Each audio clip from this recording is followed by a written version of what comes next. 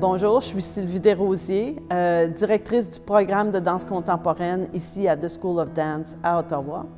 Je suis aussi directrice de Dorsal Danse, une compagnie de production et de création en danse contemporaine. En danse, le talent est certainement important, mais des fois on se dit, bon, mais c'est quoi le talent? Le talent, ça peut être plusieurs choses.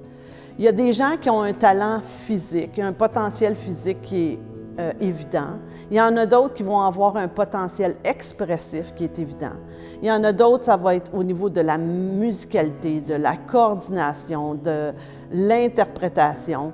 Je pense qu'il y a différents profils, mais entre autres, ce qui est important, c'est qu'il faut des élèves qui sont passionnés, qui sont malléables, mais aussi des élèves qui ont une formation de base en technique de danse. La danse contemporaine, c'est souvent quelque chose qui est méconnu, mais c'est pour ça que c'est important de faire connaître la danse contemporaine, parce que quand les élèves en voient, qu'ils vont dire « Ah, c'est ça que je veux faire ». Pour faire une carrière en danse contemporaine, il faut avoir un certain bagage. On dit en danse que ça prend de 7 à 8 ans pour former un danseur professionnel.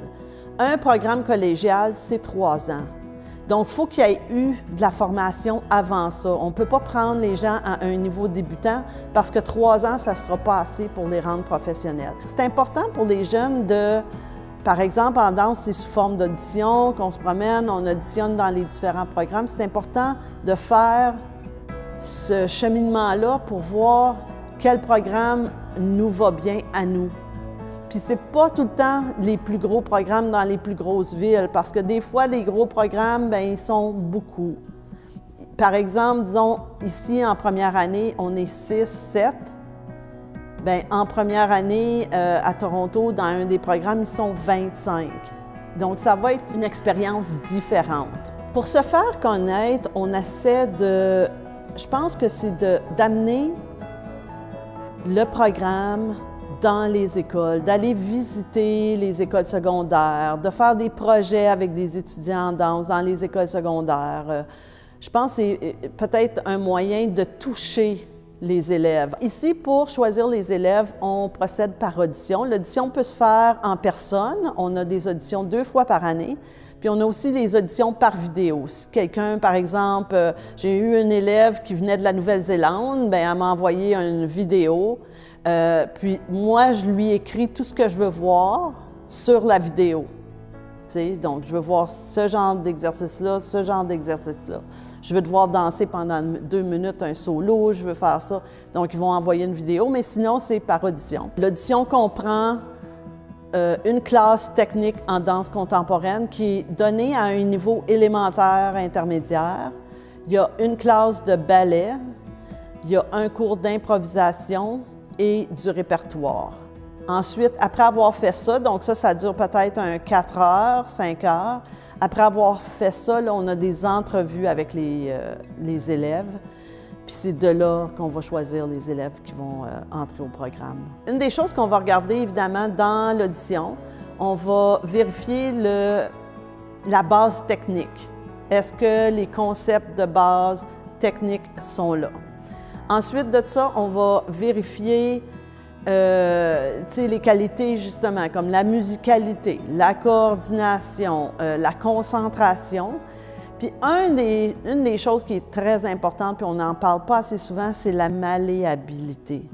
Il faut qu'ils acceptent d'être coachés. Puis c'est pas donné à tout le monde. Je pense qu'il y a des gens, des fois, qui veulent...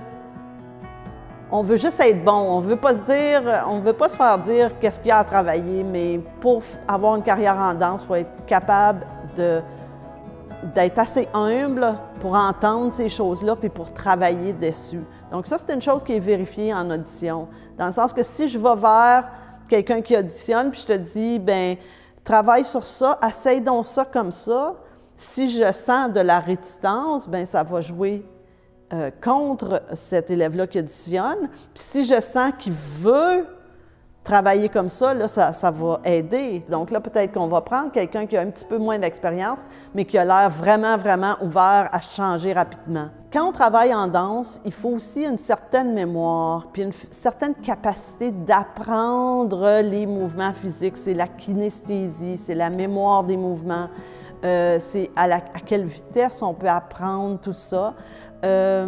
Puis, il faut de la persévérance.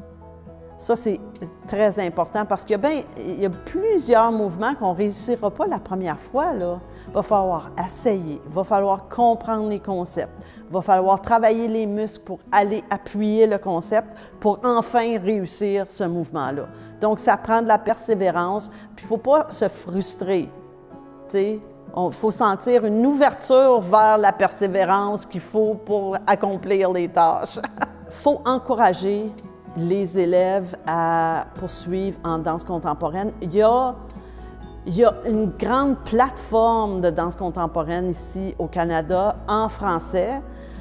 Puis, il ne faut pas hésiter à rechercher, à poser des questions, à envoyer des courriels aux bons endroits pour avoir des renseignements, de l'information. Les gens vont être là pour aider les jeunes, pour les diriger dans les bonnes voies pour se rendre où ils veulent. Si on a de la passion et qu'on veut, c'est à notre portée.